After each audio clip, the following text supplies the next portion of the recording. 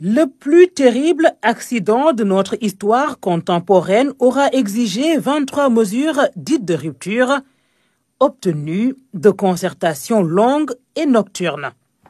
Les mesures que l'État va appliquer se veulent une rupture que l'on pourrait qualifier de structurée, car toutes les parties prenantes ont été associées à la réflexion. Dans cette perspective, j'engage premièrement le ministre des Forces armées, en relation avec le ministre de l'Intérieur et le ministre en charge des Transports, de soumettre au gouvernement, dans un délai de 15 jours, un projet de décret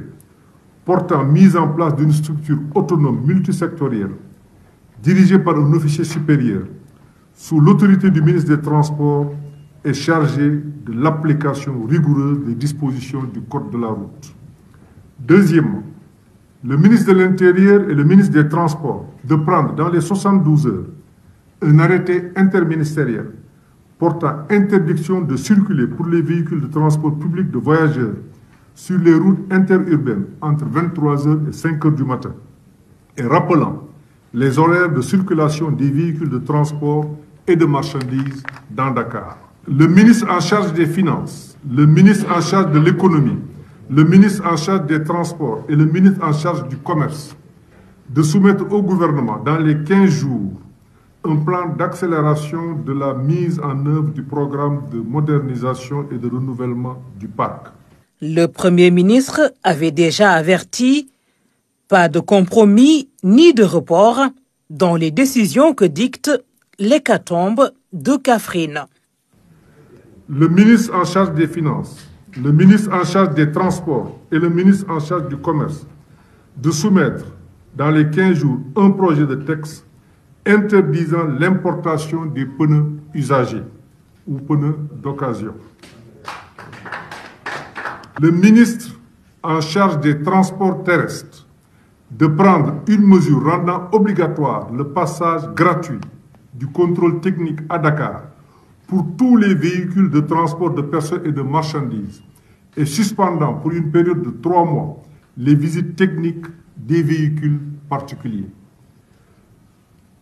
Septièmement, le ministre en charge des Finances et le ministre en charge des Transports terrestres devront ouvrir dans les meilleurs délais des centres de contrôle technique dans les régions. Huitièmement, le ministre en charge des Transports terrestres de prendre les dispositions nécessaires pour rendre obligatoire le plombage des compteurs de vitesse des véhicules de transport de personnes et de marchandises. Les vitesses ne pourront pas dépasser 90 km/h. Ces mesures qui tombent 48 heures après le tragique accident reposent sur 2 volets,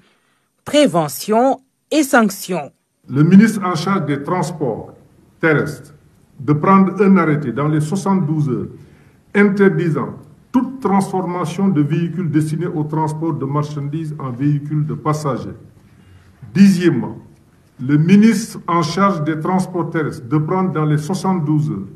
un arrêté portant interdiction de toute transformation de véhicules visant à augmenter les places assises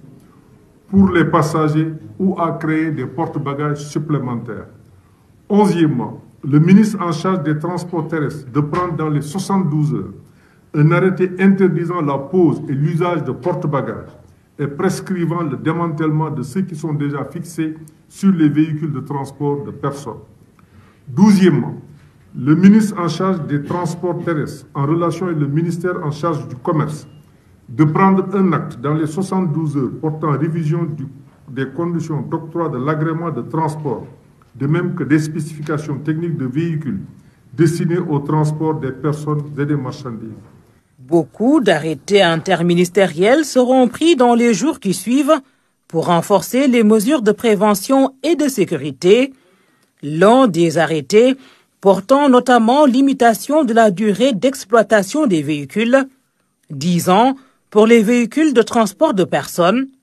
15 ans pour les transports de marchandises. Des fourrières et aires de repos dans chaque département, c'est l'une des décisions du Conseil interministériel, mais également le renforcement des sociétés nationales de transport. Ce sont là les mesures qui ont été annoncées par le Premier ministre. Le ministre en charge des Transports, 14e, le ministre de la Santé, de proposer dans les meilleurs délais, des modalités d'une plus grande implication des services de la santé dans l'appréciation des aptitudes physiques à conduire pour la délivrance et le renouvellement des permis de conduire. 15e, le ministre des Forces armées, le ministre de l'Intérieur et le ministre des Finances de soumettre dans les plus brefs délais au gouvernement un projet de dématérialisation du paiement des amendes et des pénalités liées aux infractions routières. 16e, le ministre en charge des transports terrestres de soumettre au gouvernement un acte réglementaire rendant obligatoire le port du casque pour tout conducteur et passager des véhicules à deux roues. 17e, le ministre en charge des transports terrestres et le ministre en charge du travail de renforcer le contrôle du respect des dispositions du Code du travail, contrat en bonne et due forme et paiement des cotisations sociales par les transporteurs. 18e, le ministre des Finances et du Budget, le ministre en charge des transports, de prendre les mesures nécessaires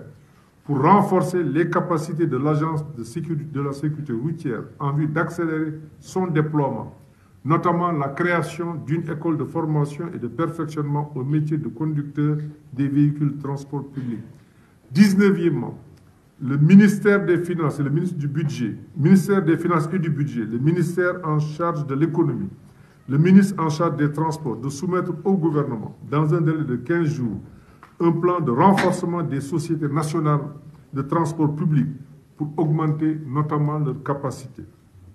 20e, le ministre des Finances, le ministre en charge des transports, le ministre en charge de l'urbanisme, de mettre en place une fourrière dans le ressort de chaque département et d'aménager des aires de repos à l'entrée des grandes agglomérations. 21e, le ministre de l'Intérieur, le ministre des Finances, le ministre des Transports, le ministre de la Santé, de renforcer le dispositif de secours et d'assistance médicale pour la prise en charge des victimes d'accidents de la route.